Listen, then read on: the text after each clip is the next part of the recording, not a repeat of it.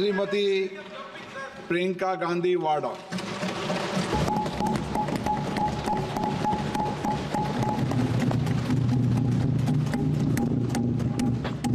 नमस्कार। माननीय अध्यक्ष महोदय जी, आज आपने मुझे इस सभा में बोलने का मौका दिया, इसके लिए मैं आपकी बहुत बहुत आभारी हूँ। सबसे पहले जो सुरक्षाकर्मी, जो जवान अफसर 13 दिसंबर को संसद की सुरक्षा के लिए शहीद हुए, उनके प्रति मैं श्रद्धांजलि व्यक्त करना चाहती हूँ। महोदय, हजारों साल पुरानी हमारी देश की, धर्म की एक पुरानी परंपरा रही है। ये परंपरा संवाद, चर्चा की रही है। एक गौरवशाली परंपरा है जो दर्शन ग्रंथों में, वेदों में, उपनिषदों में दिखती है। वाद विवाद और संवाद की हमारी पुरानी संस्कृति है। अलग अलग धर्मों में भी, इस्लाम में, सूफियों में, बौद्ध धर्म में, जैन धर्म में, सिख धर्म में भी ये वाद संवाद, ये चर्चा बहस, इसकी संस्कृति रही है। इसी परंपरा से उभरा हमारा स्वतंत्रता संग्राम। हमारा स्वतंत्रता संग्राम विश्व में एक अनोखा संग्राम था, एक अनोखी लड़ाई थी जो अहिंसा और सत्य पर आधारित थी। ये वाद संवाद की जो परंपरा है, इसको इस संग्राम ने आगे कैसे बढ़ाया? क्योंकि ये जो संग्राम था, ये जो लड़ाई थी हमारी आज़ादी के लिए, एक बेहद लोकतांत्रिक लड़ाई थी। इसमें देश के किसान, देश के जवान, देश के मजदूर, देश के अधिवक्ता, देश के बुद्धिजीवी, चाहे किसी भी जाति के हों, चाहे किसी भी धर्म के हों, चाहे किसी भी भाषा को बोलते हों, सब इस स्वतंत्रता संग्राम में शामिल हुए। सब ने हमारे देश की आज़ादी की लड़ाई लड़ी।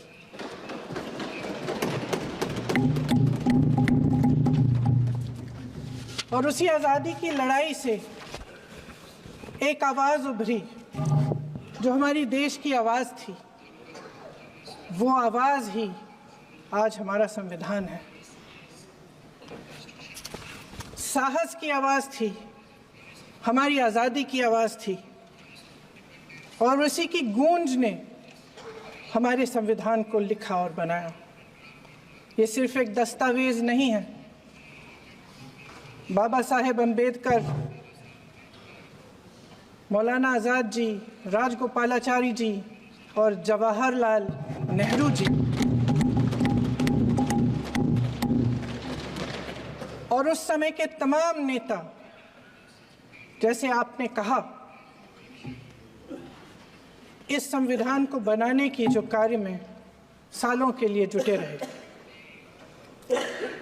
हमारा संविधान इंसाफ, उम्मीद, अभिव्यक्ति और आकांक्षा की वो ज्योत है जो हर हिंदुस्तानी के दिल में जलती है। अध्यक्ष महोदय, इस ज्योत ने हर एक भारतीय को ये पहचानने की शक्ति दी कि उसे न्याय मिलने का अधिकार है, कि उसमें अपने अधिकारों के लिए आवाज़ उठाने की क्षमता है, कि जब वो आवाज़ उठाएगा तो सत्ता को उसके सामने झुकना पड़ेगा। इस संविधान ने हर एक देशवासी को ये अधिकार दिया कि वो सरकार बना भी सकता है और सरकार बदल भी सकता है।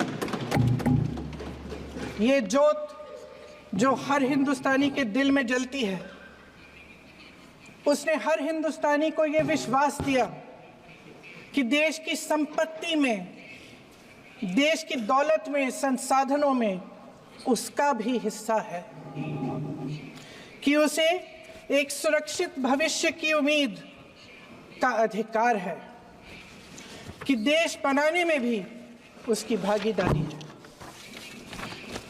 उम्मीद और आशा की ये जोत मैंने देश के कोने कोने में खुद देखी है। उन्नाव में मैं एक रेप पीड़िता के घर गई, उसे जलाकर मार डाला था। वो शायद 20-21 साल की होगी।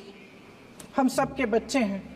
हम सोच सकते हैं कि अगर हमारी बेटी के साथ बार बार बलात्कार हुआ और फिर जब वो अपनी लड़ाई लड़ने के लिए गई तो उसको जलाकर मार डाला गया होता तो हम पर क्या बीतती। मैं उस बच्ची के पिता से मिली। उसके खेत जलाए गए थे, उसके भाइयों को पीटा गया था, उसके पिता को बाहर से घर के बाहर घसीट कर मारा गया था। उस पिता ने मुझे बताया कि बेटी, मुझे न्याय चाहिए। मेरी बेटी अपने एफआईआर को दर्ज करने के लिए जब जिले में गई तो उसको मना किया गया। अगले जिले में जाना पड़ा उसे। वो रोज सुबह 6 बजे उठकर तैयार होकर अकेली अपने मुकदमे को लड़ने के लिए अगले जिले में ट्रेन से जाती थी। उसके पिता ने मुझे कहा कि मैंने उससे कहा, बेटी अकेले मत जाओ, छोड़ दो ये लड़ाई। लेकिन उसकी बेटी ने उसको जवाब दिया कि नहीं पिताजी, मैं अकेली जाऊंगी, मैं लड़ूंगी, ये मेरी लड़ाई है, मैं इसको लड़ूंगी। ये लड़ने की क्षमता, ये हिम्मत उस लड़की को और करोड़ों भारत की नारियों को हमारे संविधान ने दी। आगरा में मैं अरुण वाल्मीकि के घर गई। अरुण वाल्मीकि पुलिस स्टेशन में काम करता था, सफाई का काम करता था। आप सोच सकते हैं हमारी तरह उसका भी परिवार था। नई नई शादी हुई थी, 2-3 महीनों का बच्चा था। पुलिस स्टेशन में चोरी हो गई।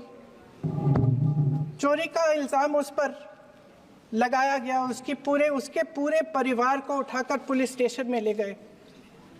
आप हंस रहे हैं, लेकिन ये गंभीर बात है। गंभीर बात।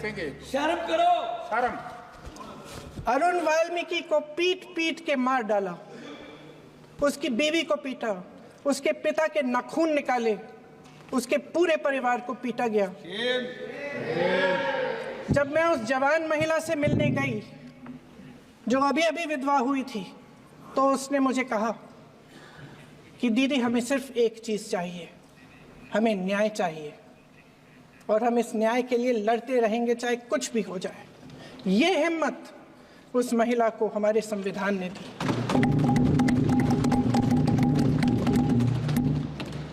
संभल के कुछ लोग आए थे हमसे मिलने जो मृतकों के परिवार के सदस्य थे। उसमें 2 बच्चे थे, अदनान और उजैर। आप सुनिए।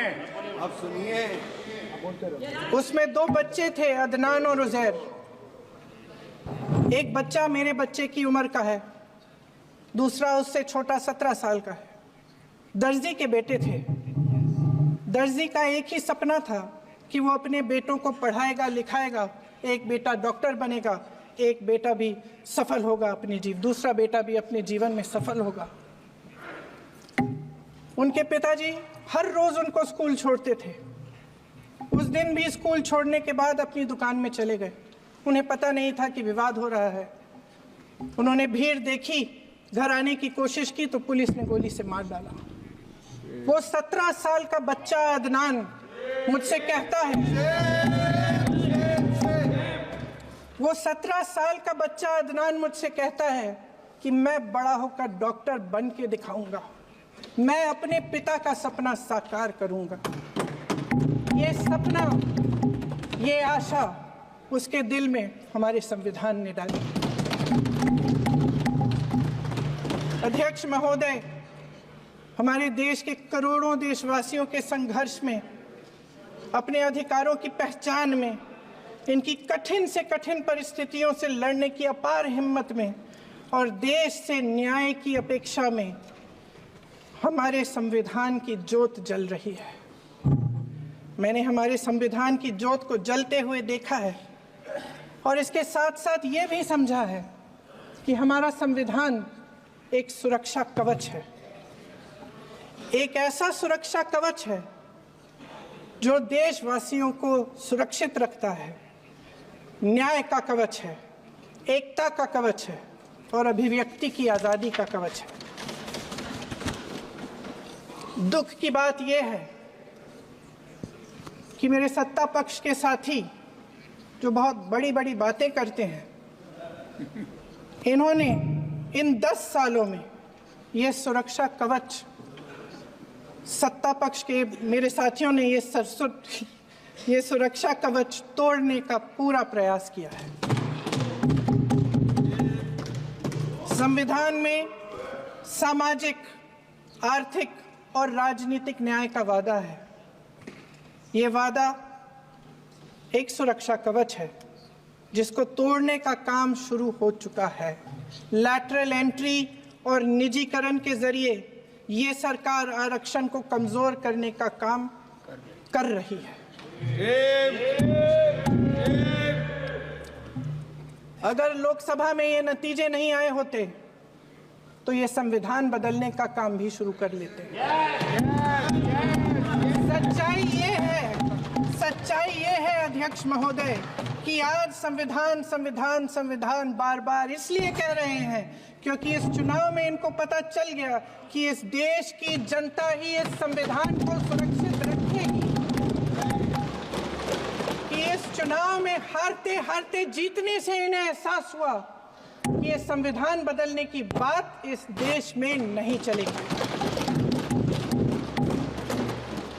आज जनता की मांग है कि जाति जनगणना हो।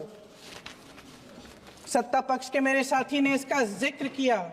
ये जिक्र भी आज इसलिए हो रहा है क्योंकि चुनाव में ये नतीजे आए। ये जाति जनगणना इसलिए जरूरी है ताकि हमें पता चले कि किसकी क्या स्थिति है और नीतियां उस हिसाब से बने। इनकी गंभीरता का प्रमाण ये है कि जब चुनाव में पूरे विपक्ष ने जोरदार आवाज उठाई कि ये जाति जनगणना होनी चाहिए, तो इनका जवाब देखिए। इनका जवाब भैंस भाग भैंस चुरा लेंगे, मंगलसूत्र चुरा लेंगे, इनका ये जवाब था। ये गंभीरता है इनकी जाति जनगणना पर। महोदय, हमारे संविधान ने आर्थिक न्याय की नींव डाली, किसानों, गरीबों और को जमीन बांटी, भूमि सुधार किया, जिसका नाम लेने से कभी कभी आप झिझकते हैं और कभी कभी उनका नाम धड़ाधड़ इस्तेमाल किया जाता है अपने आप को बचाने के लिए। उन्होंने HAL, BHEL, SAIL, GAIL, ONGC, NTPC, railways, IIT, IIM, oil refineries, तमाम PSU बनाए। अध्यक्ष महोदय, उनका नाम पुस्तकों से मिटाया जा सकता है, उनका नाम भाषणों से मिटाया जा सकता है, लेकिन जो उनकी भूमिका रही इस देश की आज़ादी के लिए और इस देश के निर्माण के लिए, वो इस देश से कभी मिटाया नहीं जा सकता। 75 सालों में जनता का भरोसा रहा कि नीतियां बनेंगी तो जनता की भलाई के लिए बनेंगी। जल जंगल जमीन का अधिकार मिला आदिवासी भाई बहनों को। इंदिरा जी ने बैंकों का राष्ट्रीयकरण करवाया, खदानों का राष्ट्रीयकरण कराया। कांग्रेस और यूपीए की सरकारों में शिक्षा का, भोजन का अधिकार मिला। 75 सालों में जनता का भरोसा मिला। पहले संसद चलती थी तो जनता की उम्मीद होती थी कि सरकार महंगाई और बेरोजगारी पर चर्चा करेगी, कोई उपाय निकालेगी, कोई रास्ता निकालेगी। लोग मानते थे कि अगर कोई नई आर्थिक नीति बनेगी तो देश की अर्थव्यवस्था को मजबूत बनाने के लिए बनेगी, तो भारतीय बाजार को मजबूत बनाने के लिए बनेगी, उनके भविष्य को मजबूत बनाने के लिए बनेगी। किसान और आदिवासी भाई बहन भरोसा करते थे कि यदि जमीन के कानून में संशोधन होगा तो उन्हीं की भलाई के लिए होगा। आप नारी शक्ति की बात करते हैं, आज चुनाव की वजह से शायद इतनी बातचीत हो रही है नारी शक्ति के बारे में, क्योंकि हमारे संविधान ने महिलाओं को यह अधिकार दिया, उनकी शक्ति को परिवर्तित किया वोट में। और आज आपको पहचानना पड़ रहा है कि महिलाओं के बिना, कि नारी शक्ति के बिना ये सरकारें नहीं बन सकती हैं। इसीलिए आज आप नारी शक्ति की बातें दोहरा रहे हैं। जो आप नारी शक्ति का अधिनियम लाए हैं उसको लागू क्यों नहीं करते? वो 10 साल बाद लागू क्यों होगा? क्या आज की नारी 10 साल इंतजार करेगी उसके लागू करने के लिए? क्या बात है, क्या बात है।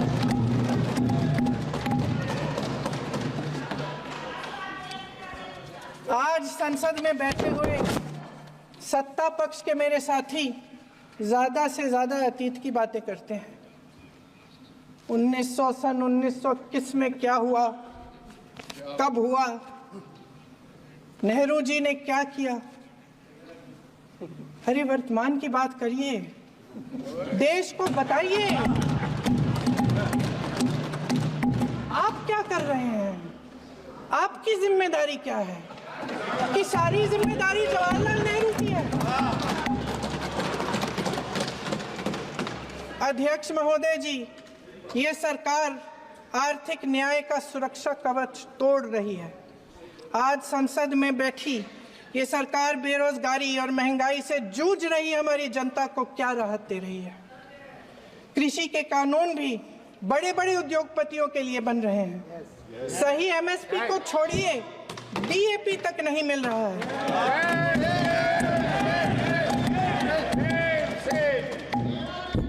वायनाड से लेकर ललितपुर तक इस देश का किसान रो रहा है। आपदा आती है तो उसको कोई राहत नहीं मिलती।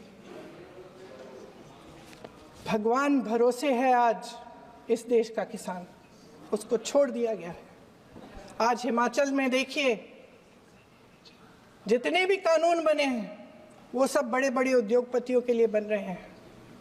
हिमाचल में जो सेब उगता था उसके जो छोटे छोटे किसान हैं वह रो रहे हैं, क्योंकि एक व्यक्ति के लिए सब कुछ बदला जा रहा है। सुनने की हिम्मत रखो।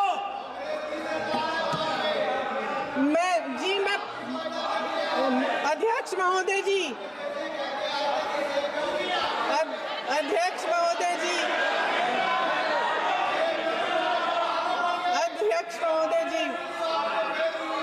अध्यक्ष महोदय जी, अडानी जी को सारे कोल्ड स्टोरेज प्रदेश की सरकार ने नहीं दिए।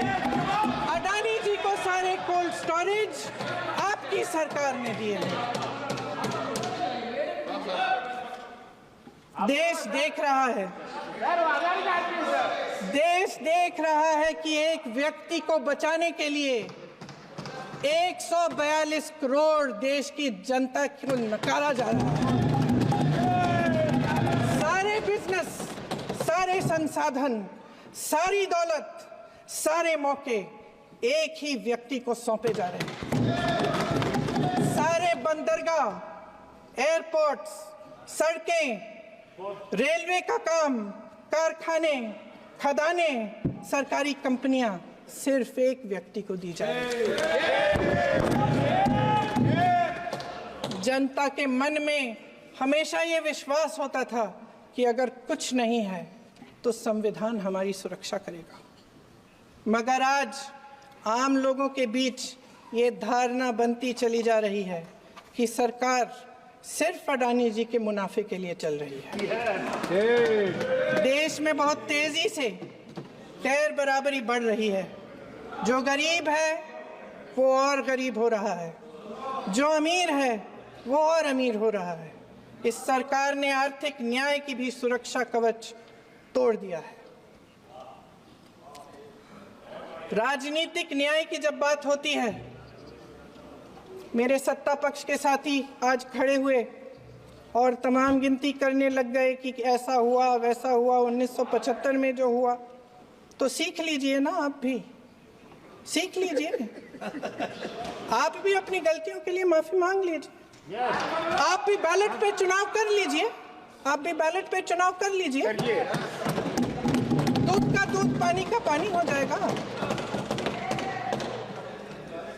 आप राजनीतिक न्याय की बात करते हैं, सरकारों को पैसों के बल पर गिरा देते हैं।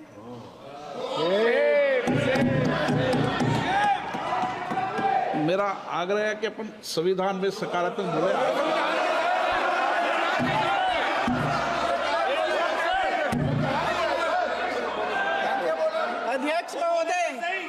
अध्यक्ष महोदय, सत्ता पक्ष के हमारे साथी ने एक उदाहरण दिया उत्तर प्रदेश की सरकार का, तो मैं भी एक उदाहरण दे देती हूँ महाराष्ट्र की सरकार का।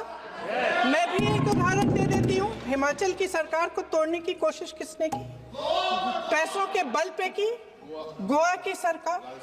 तमाम उदाहरण राजस्थान की।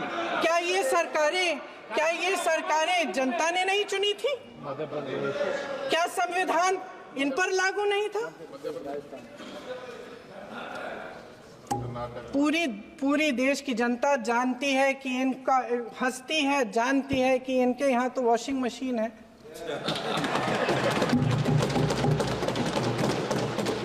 तो यहाँ से वहां जाता है, वो धुल जाता है। इस तरफ दाग, उस तरफ स्वच्छता। और मेरे कई ऐसे साथी हैं जो इस तरफ होते थे उस तरफ चले गए, मुझे दिख भी रहे हैं, वॉशिंग मशीन में शायद धुल गए हैं। अध्यक्ष महोदय, जहां भाईचारा और अपनापन होता था, जहां हमारे संविधान ने एकता का सुरक्षा कवच दिया था, वहां शक और घृणा के बीज बोए जा रहे हैं। एकता का सुरक्षा कवच तोड़ा जा रहा है। प्रधानमंत्री जी यहाँ सदन में संविधान की किताब को यूं माथे से लगाते हैं, लेकिन संभल में, हाथरस में, मणिपुर में जब न्याय की गुहार आती है, उठती है, तो उनके माथे पे शिकन तक नहीं आता।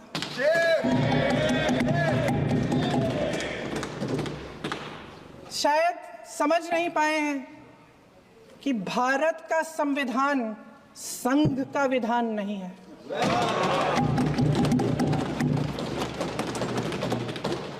भारत के संविधान ने हमें एकता दी, हमें आपसी प्रेम दिया।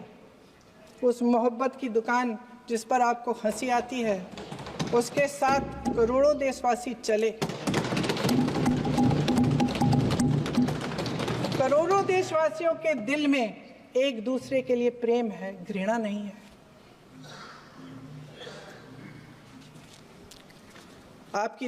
इनकी जो विभाजनकारी नीतियां हैं, उसका नतीजा हम रोज देखते हैं। राजनीतिक फायदे के लिए संविधान को छोड़िए, देश की एकता को भी ये रख नहीं सकते, इसकी सुरक्षा नहीं कर सकते। हमने संभल में देखा, मणिपुर में देखा। दरअसल इनका कहना है कि अलग अलग इस देश के अलग अलग हिस्से हैं, कैमरा। लेकिन हमारा संविधान कहता है कि ये देश एक है और ये देश एक रहेगा। जहां खुला विवाद होता था, अभिव्यक्ति का सुरक्षा कवच होता था, इन्होंने भय का माहौल पैदा किया है। सत्ता पक्ष के मेरे साथी अक्सर 75 सालों की बात करते हैं, लेकिन इन 75 सालों में ये उम्मीद, आशा, ये अभिव्यक्ति की ज्योति कभी थमी नहीं, कभी बुझी नहीं। इस देश की जनता ने खुलकर आलोचना की, निडर होकर धरने किए, प्रदर्शन किए। जब जब जनता नाराज हुई, तब तब सत्ता को ललकारा, उसे चेतावनी दी, बड़े से बड़े नेताओं को कटघरे में खड़ा किया, उनसे जवाब मांगा, न्याय मांगा, इस देश के छोटे छोटे से नुक्कड़ की दुकानों में, चाय की दुकानों में, इस देश के घरों में, गलियों में, मोहल्लों में, अखबारों में, प्रकाशन घरों में, न्यायपालिकाओं में चर्चा कभी बंद नहीं हुई। लेकिन आज ये माहौल नहीं है। आज जनता को सच बोलने से डराया जाता है, धमकाया जाता है। पत्रकार हो या विपक्ष का नेता हो या किसी यूनिवर्सिटी का प्रोफेसर हो, छात्र संघ हो या कर्मचारियों का संगठन हो, सबका मुंह बंद कराया जाता है। किसी पे ईडी, किसी पे सीबीआई, किसी पे इनकम टैक्स, फर्जी मुकदमे लगवाए जाते हैं, जेल में डाल दिया जाता है, विपक्षी नेताओं को जेल में डाल दिया जाता है, उनको सताया जाता है। किसी को नहीं छोड़ा इस सरकार ने। देशद्रोही कह के उत्तर प्रदेश में मुझे याद है कुछ अध्यापिकाएं प्रदर्शन कर रही थी, उन पर मुकदमा डाल दिया देशद्रोही का, उन्हें देशद्रोही कह दिया। इन्होंने देश का पूरा माहौल भय से भर दिया है। इनकी मीडिया की मशीन झूठ फैलाती है, तरह तरह के आरोप लगाती है और शायद वह भी भय में ही है। महोदय, मैं इस सदन को याद दिलाना चाहती हूं कि ऐसा डर का माहौल देश में अंग्रेजों के राज में था। जब इस तरफ बैठे हुए गांधी की विचारधारा वाले लोग आज़ादी की लड़ाई लड़ रहे थे और उस तरफ वाली विचारधारा वाले लोग भय में रहकर अंग्रेजों के साथ साठगांठ कर रहे थे। लेकिन अध्यक्ष महोदय, भय का भी अपना स्वभाव होता है। भय फैलाने वाले हमेशा भय का खुद शिकार बन जाते हैं। ये प्रकृति का नियम है। आज इनकी भी यही हालत हो गई है। भय फैलाने के इतने आदी हो गए हैं कि खुद भय में रहने वाले हैं, चर्चा से डरते हैं, आलोचना से घबराते हैं। कई दिनों से हम मांग रहे हैं कि चर्चा करिए, लेकिन चर्चा करने की हिम्मत ही नहीं है।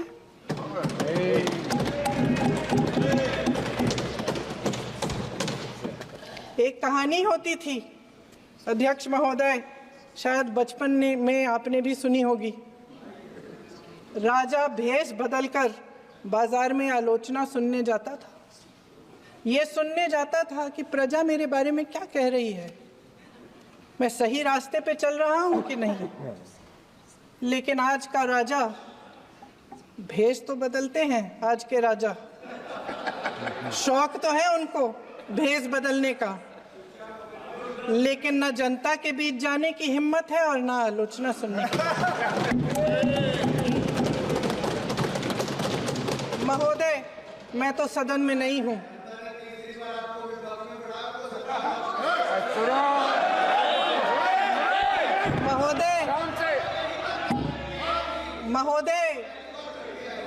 महोदय, जनता में बहुत विवेक है, ये सही है।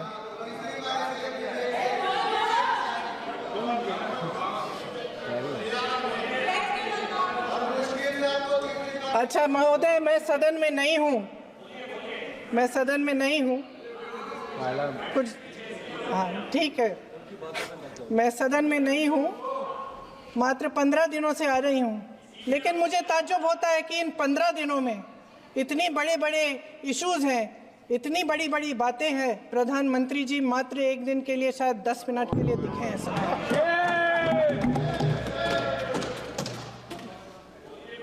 बात यह है अध्यक्ष महोदय जी कि ये देश भय से नहीं, साहस और संघर्ष से बना है। इसको बनाने वाले देश के किसान, जवान, देश के करोड़ों मजदूर और गरीब जनता है। संविधान इनको साहस देता है। मेहनती मिडिल क्लास है और इस देश के जो करोड़ों देशवासी हैं, जो रोजाना भयंकर परिस्थितियों का सामना करते हैं, उनको साहस देता है। वायनाड में जो आपदा आई, उसमें एक छोटा लड़का था 17 साल का। 6 घंटों के लिए उसने अपनी माँ को बचाने की कोशिश की। 6 घंटों के लिए आप सोच सकते हैं कि अगर नदी की धारा बह रही है, नाराज है, आप अपनी माँ को पकड़े हो, 6 घंटों के लिए पकड़े रखते हो कि मेरी माँ बच जाएगी और अंत में वो माँ भी बह जाती है। उस लड़के का साहस, उन महिलाओं का साहस जो पीड़ित हैं लेकिन फिर भी अपनी लड़ाई लड़ रहे हैं, उन संभल के बच्चों का साहस जिनके पिताजी अभी अभी गुजर गए लेकिन फिर भी उनके सपनों को साकार करने की हिम्मत है, उनका साहस है, वो साहस इस संविधान ने दिया है।